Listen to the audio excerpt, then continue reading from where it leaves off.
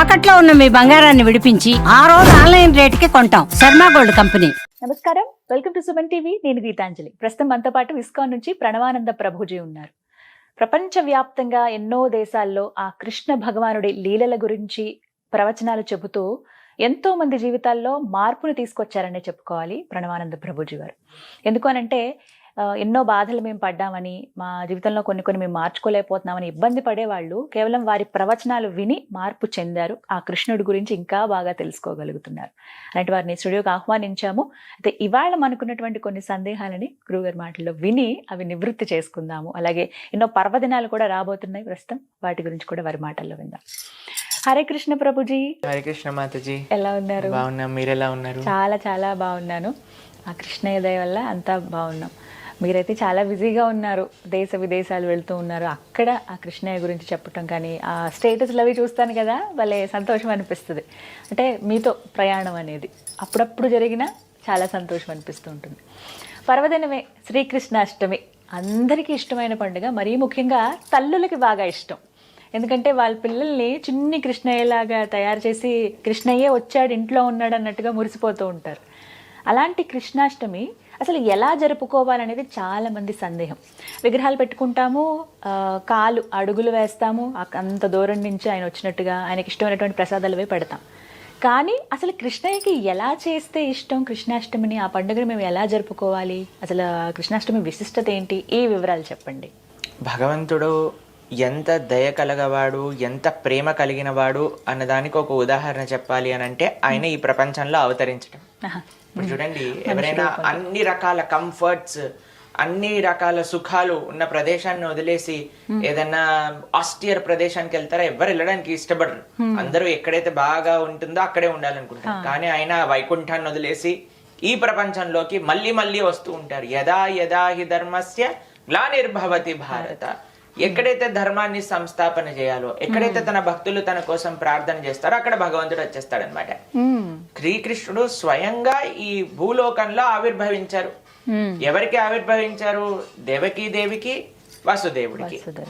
ఎంత ప్రేమ భగవంతుడికి అని అంటే, మీరు చూడండి, చాలా మందికి ప్రశ్న, అసలు భగవంతుడు ఎందుకు ఆవిర్భవిస్తారు, అసలు ఎందుకు ఆయన అవతారాన్ని స్వీకరించారు?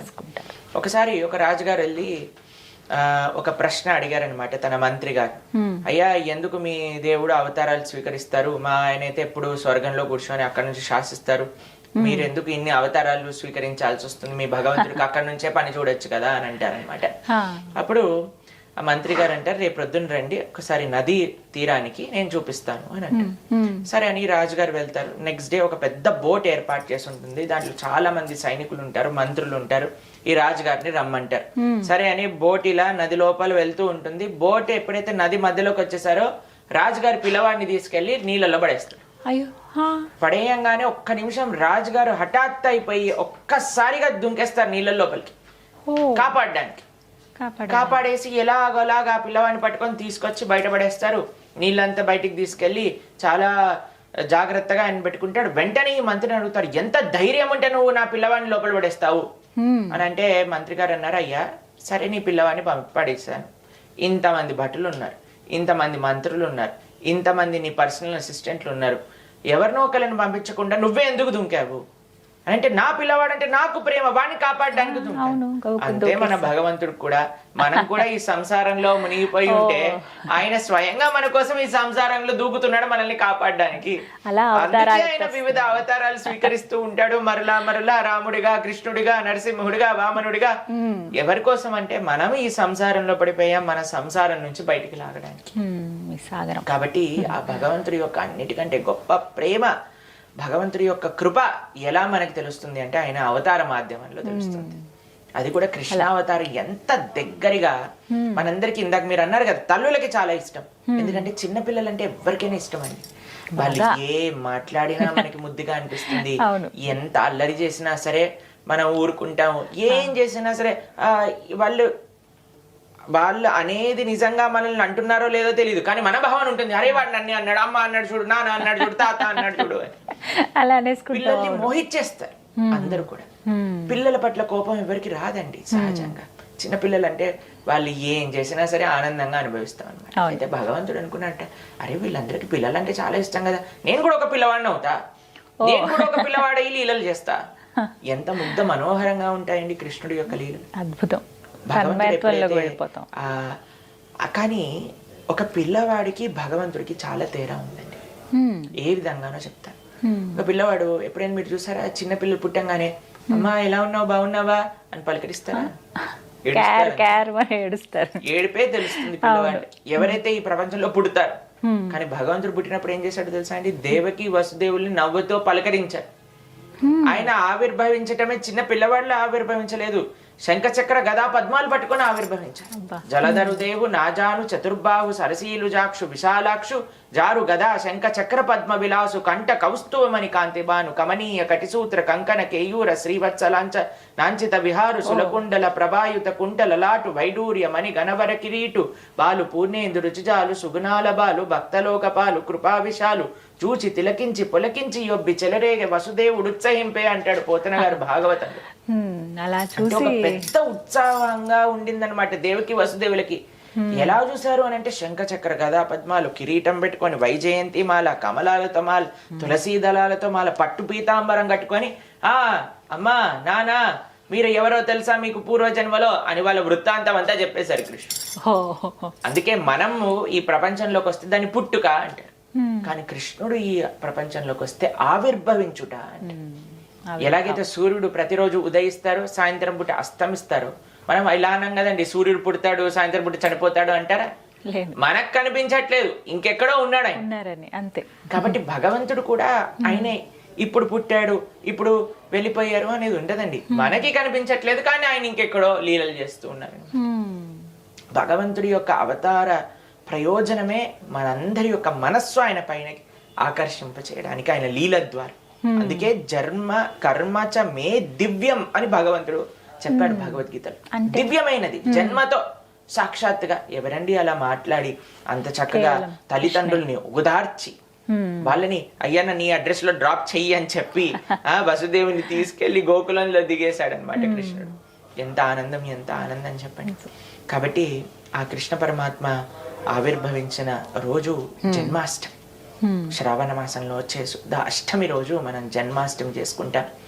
ఏం కావాలి భగవంతుడికి, ఎలా చేసుకోవాలి కృష్ణాష్టమి అని మీరు అడిగారు. భగవంతుడికి ఏం కావాలని పెద్ద లిస్ట్ ఇచ్చేసారండి. అవునా?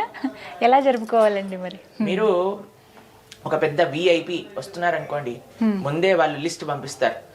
ఇవి ఇలా ఇలా సిద్ధం చేసి ఉండాలి, ఇదే తీసుకుంటారు, ఇదే ఉండకూడదు, ఇవి ఉండకూడదు, ఈ పదార్థాలతో చేయాలి, ప్యూర్ ఆర్గానిక్ ఘీ యూజ్ చేయాలి, అన్ని ఆర్గానిక్ ఫార్మ్ ఇంగ్రీడియంట్స్ తోటే వంట చేయాలి, అవి ఇవన్నీ ఓ పెద్ద లిస్ట్ వస్తుంది అనమాట. తర్వాత ఇంత సెక్యూరిటీ గార్డులు ఇలా ఉండాలి, ఎవరు ఉండకూడదు, రోడ్ అంతా ఖాళీగా ఉండాలి. మన కృష్ణుడు చెప్పిన ఒక చిన్న నార్మల్ విఐపి, ఒక మెయిన్ పర్సనాలిటీకే ఇంత పెద్ద పెద్ద లిస్టులు పంపిస్తారండి.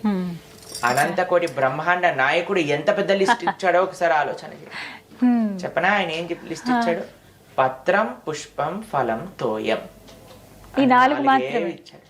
ఓహో, కృష్ణుడు అడిగింది 4. పత్రం పుష్పం ఫలం తోయం. అన్నిటికంటే చాలా ట్రికీ వర్డ్ ఒకటి యూజ్ చేశాడు ఆయన. పత్రం పుష్పం ఫలం తోయం యోమే భక్త్యా ప్రయత్. ఈ 4 భక్తితో సమర్పించాలి. ఏంటి పత్రం అని అంటే తులసి దళములు కానీ ఏవైతే పత్రం ఉంటుందో ఆకులు, భగవంతుడికి ప్రేమతో ఒక్క చిన్న తులసి మనం వింటాం కదండి, రుక్మిణీదేవి ఒక తులసి దళంతో కృష్ణుడిని ఆకర్షింపజేసుకుంది.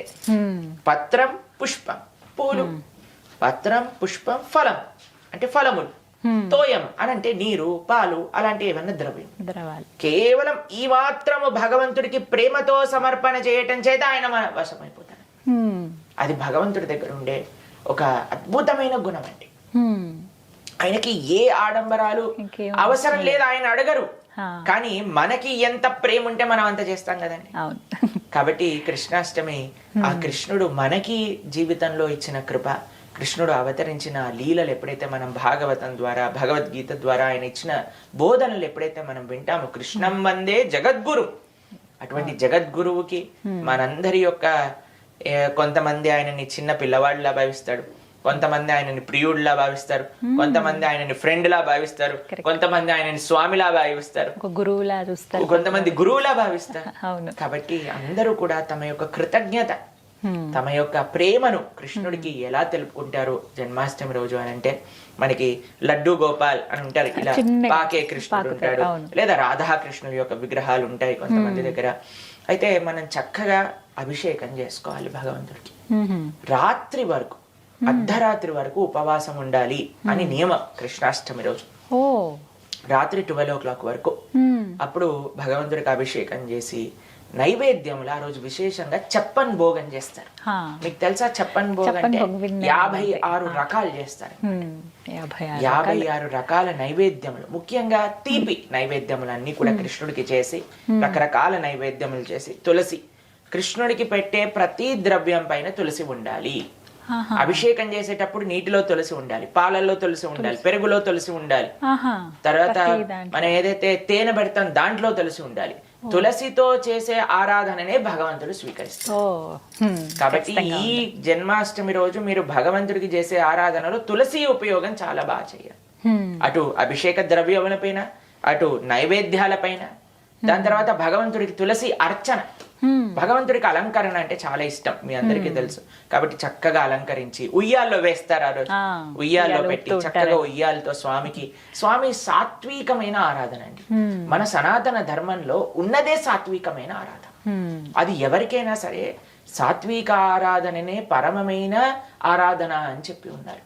కాబట్టి చాలా భగవంతుడికి ఎంత సాత్వికం అంటే, కొన్ని తులసి దళాలు పెట్టి, పుష్పములు పెట్టి, చక్కగా పూలతో అలంకరణ చేసి, స్వామికి చక్కగా పట్టు పీతాంబరాన్ని కట్టి, నైవేద్యములు, వివిధ నైవేద్యములు తయారు చేసి, మనకి శక్తి ఉన్నంత నైవేద్యములు తయారు చేసుకోండి.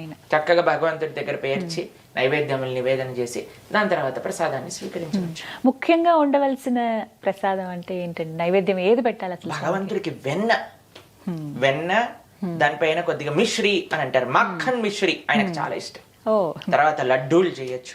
పాలతో చేసిన పదార్థాలన్నీ కూడా స్వామికి చాలా ఇష్టం అని కూడా చెప్తారు. కాబట్టి మెయిన్ గా మనము ఏవేవి స్వామికి చేయవచ్చు సాత్వికమైనవి అని అంటే, ఉల్లిపాయలు, ఎల్లిపాయలు, ఎటువంటి మాంసాహారము ఇవన్నీ వాడకుండా చేసిన పదార్థాలన్నీ కూడా భగవంతుడికి చక్కగా నివేదన చేసుకోవచ్చు. ఆరాధన చేసేటప్పుడు అండి పఠించవలసినటువంటి ఏం మంత్రం జపించాలి ఆ రోజున? మనము శ్రీకృష్ణాష్టమి రోజు మనం కృష్ణ అష్టోత్తరం చెప్పుకోవచ్చు, శ్రీకృష్ణ సహస్రనామం చెప్పుకోవచ్చు, హరే కృష్ణ మహామంత్ర కీర్తన చేసుకోవచ్చు. భగవంతుడికి కీర్తన చాలా ఇష్టం.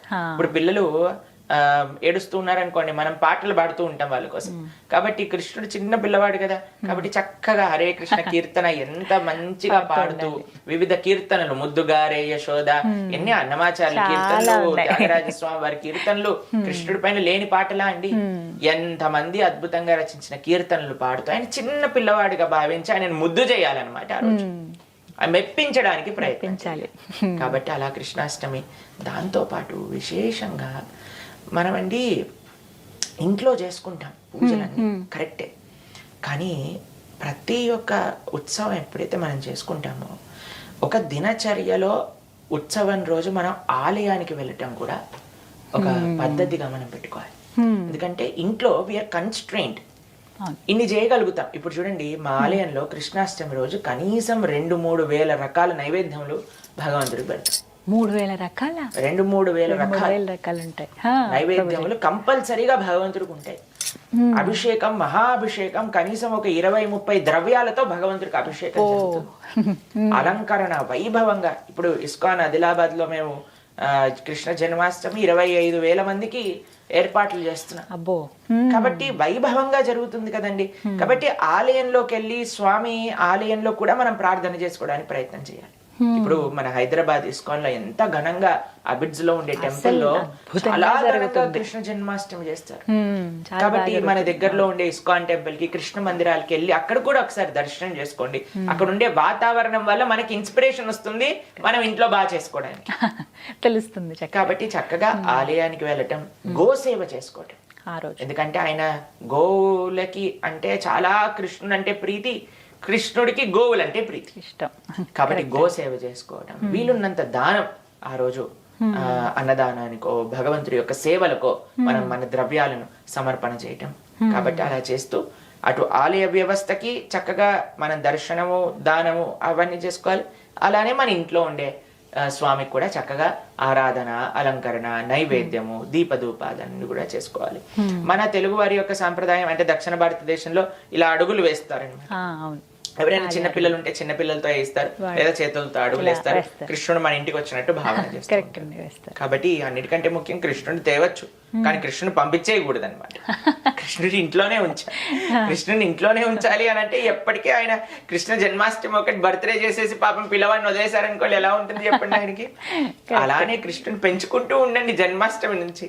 కృష్ణుని పెంచుకోవటం అంటే కృష్ణ భక్తిని మంచిగా ఆచరిస్తూ ఉండటం. ఆ రోజు సంకల్పం తీసుకోండి, కృష్ణ ఈ రోజు నుంచి నీ భక్తి శ్రద్ధలతో మిమ్మల్ని ఆరాధన చేస్తాము, ఒక మంచి ధర్మ మార్గంలో భగవద్గీత చదువుతాను, నువ్వు చెప్పిన విషయాలు అర్థం చేసుకుంటాను అంటే కృష్ణుడు ఎప్పుడు ఇంట్లోనే ఉంటాడు, ఇంకెళ్ళడు.